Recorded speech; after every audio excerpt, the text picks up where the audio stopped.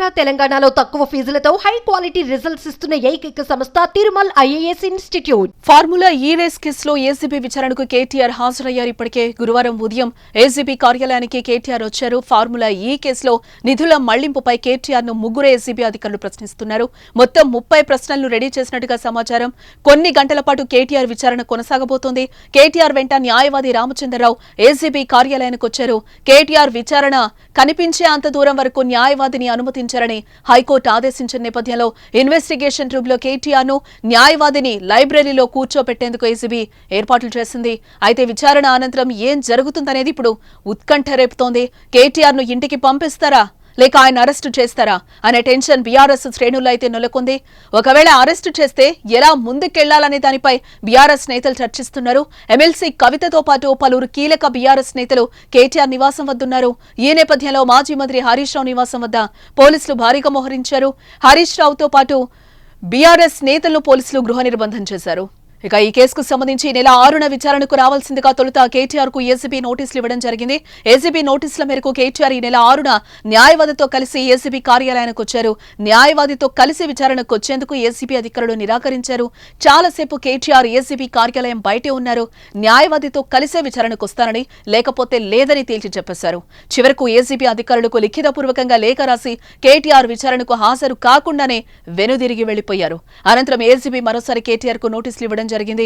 నేడు విచారణకు రావాల్సిందిగా ఏసీబీ నోటీసుల్లో పేర్కొంది. అయితే విచారణకు న్యాయవాదితో కలిసి వచ్చే అంశంపై కేటీఆర్ హైకోర్టును ఆశ్రయించారు. హైకోర్టులో కేటీఆర్ లంచ్ మోషన్ పిటిషన్ వేయగా నిన్న విచారణ జరిగింది.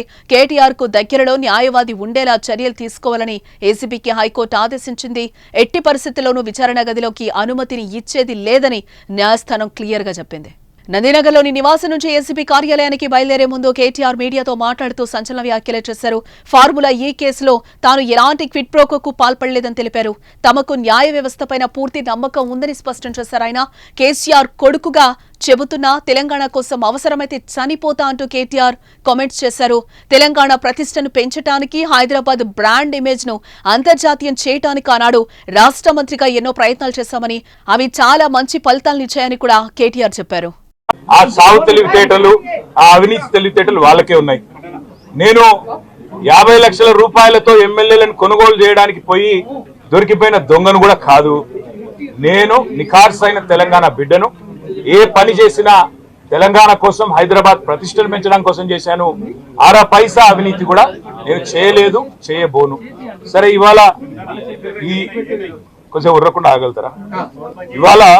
ఇవాళ కొంతమంది అర్థమయ్యి కాని వాళ్ళు, తెలిసి తెలియని వాళ్ళు ఏదో కొంత బురద జల్లి తాత్కాలికంగా మీడియా మేనేజ్మెంట్ ద్వారా రాజకీయ పబ్బం గడుపుకోవాలనుకునే కాంగ్రెస్ వాళ్ళకి నేను చెప్పేది ఒకటే, నిజం నిలకడ మీద తెలుస్తుంది. నిఖార్సైన తెలంగాణ బిడ్డగా కేసీఆర్ గారి రక్తం పంచుకొని పుట్టిన కేసీఆర్ కొడుకుగా చెప్తా ఉన్నా, తెలంగాణ కోసం అవసరమైతే చస్తాను తప్ప ఎట్టి పరిస్థితుల్లో ఇట్లాంటి లుచ్చగాళ్ల ముందు మాత్రం తల వంచను. తప్పకుండా కొట్లాడుతూనే ఉంటా, పోరాడుతూనే ఉంటా. బీఆర్ఎస్ హయాంలో ఈ రేస్ నిర్వహణ కోసం 55 కోట్లు విదేశీ కంపెనీలకు చెల్లించారు. హెచ్ఎండిఏ, రాష్ట్ర ఆర్థిక శాఖ, ఆర్బీఐ అనుమతి లేకుండానే నేరుగా విదేశీ సంస్థకు 55 కోట్ల చెల్లింపులు జరిగాయి. వీటిలోనూ 46 కోట్ల వరకు డాలర్ల రూపంలో చెల్లించడం నిబంధనలకు విరుద్ధమని కేసు నమోదైంది. అప్పుడు మున్సిపల్ శాఖ మంత్రిగా కేటీఆర్ ఉన్నారు. విదేశీ సంస్థలకు నిధుల చెల్లింపుతో కేటీఆర్ కు సంబంధం ఉందని ప్రభుత్వం భావించి కేసు నమోదు చేసి విచారణ చేపడుతోంది. మరి ఈ కేసులో ప్రస్తుతం ఏం జరగనుందనేది తెలంగాణ వ్యాప్తంగా ఉత్కంఠను రేపుతోంది.